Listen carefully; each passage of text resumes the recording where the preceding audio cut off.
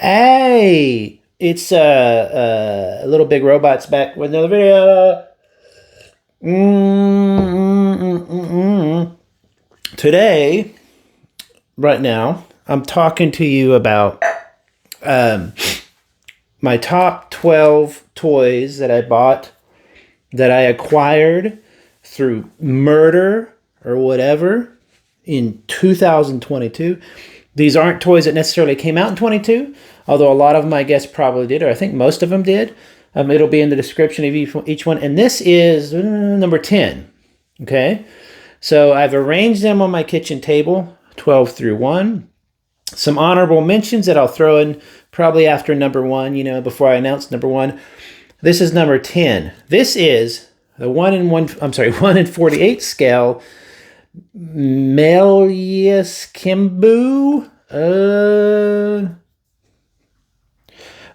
first release limited version. I can't read my own writing. This basically comes from an anime called Battle at the Border or something like that. I can't remember. I'm sorry. It's been a long day. But it'll all be linked in the description. This is a new anime. You can watch it on Crunchyroll. It's a mecha anime.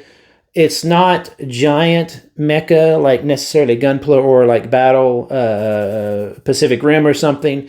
This is more like people are like that big. So, what's that, 30, 40 feet tall? It's still a big thing or whatever. This kit I saw advertised somewhere. I saw somebody reviewing it. And I thought, oh, that looks kind of cool, whatever. And then I saw some pictures of it and stuff. And I thought, oh, that looks like a space chicken. Similar to how the Penelope or something, whatever the Gunpla kit was, it looked like a space chicken.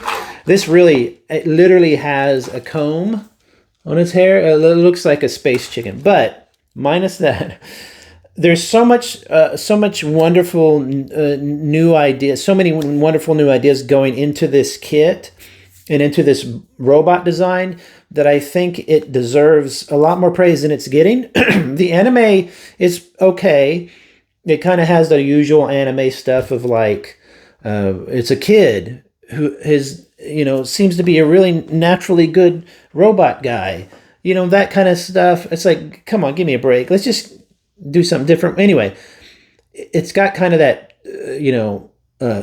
oppressive government future story, blah, blah, blah. But the mecha designs are really, really interesting. This one is the main suit. It's kind of like the good guy's main suit. Not to spoil it or whatever, go check it out. But if you notice, the joints here, for example, on the leg, there is a gap there. So the legs could fold up almost flush. You will see that kind of design in a modern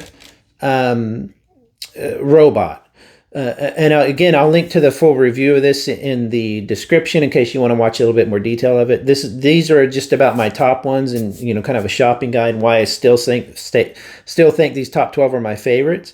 But the fact that they linked the design of this suit to more current day technology, current day modern or cutting edge technology, meaning that when they designed this suit, they gave it these type of foldable kind of joints where the arm isn't set in the center. It's not arm and then joint, it's arm and then arm, it's top arm and then the arm on the side, if that makes sense.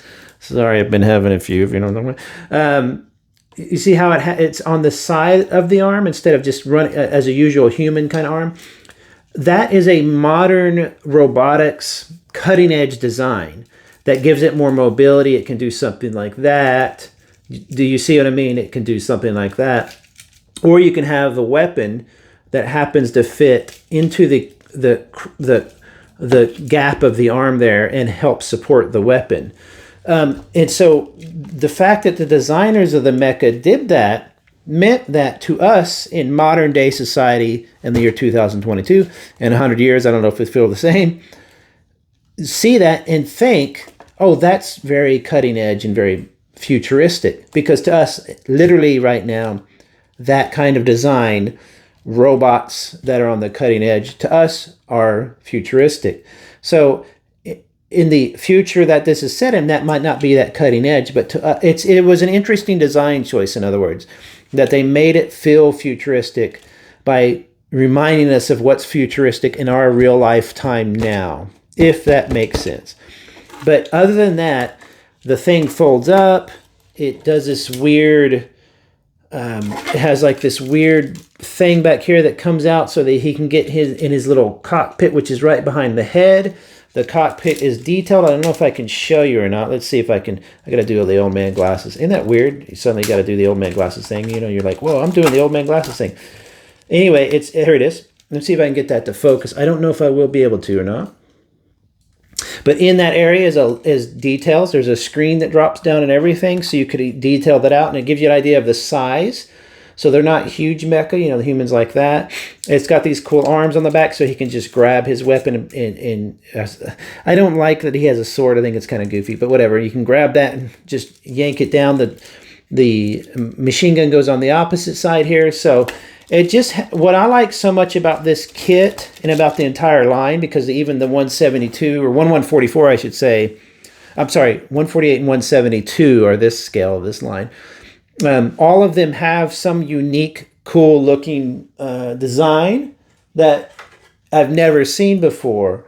That's the Grunt 172 scale. And so it feels very realistic, very not too distant future-y, but still has that wonderful mechy kind of powerful feel where it's like, okay, cool.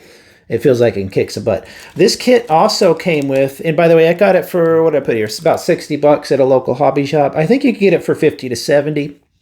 But this particular limited edition comes with some see-through armor. So the armor, you can make all this armor see-through so that you would see the internals stuff. I'm not really into that as much, but it does look really cool. It's like a smoky see-through, so you're getting a really, it almost looks like it's like a stealth suit or something. It's a really neat little addition.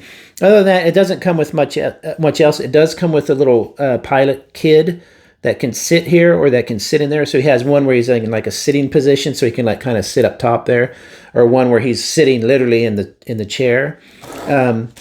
Fantastic kit. If you know somebody who has built a lot of mecha kits, a lot of Gunpla and stuff like that, maybe you think they need something new or different, get them this. It's about $50-$60 if they haven't gotten it yet, because I think what they'll find is that there's a lot of neat little gimmicks in it without being too gimmicky. I don't like a Gunpla kit or a model kit that's too gimmicky, where it feels like they're trying to impress you with like little flaps and stuff, or a transformation or whatever.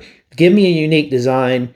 Give me something that works and can stand and is solid on my shelf. That's all I need. So that's number 10. Go check it out. Definitely, I would. I'm going to just kind of go look at that. I'm tricking you. Ha, ha, ha, ha.